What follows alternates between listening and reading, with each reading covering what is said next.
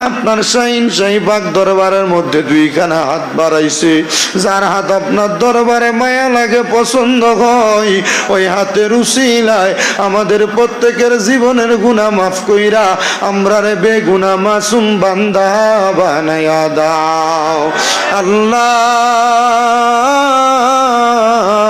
আজকের মুনাজাতের মধ্যে আমরা যারা হাত বাড়াইলাম, আমাদের গুনার দিকে তাকাইলে আমরার কাছে বড় ভয় লাগে রে আল্লাহ।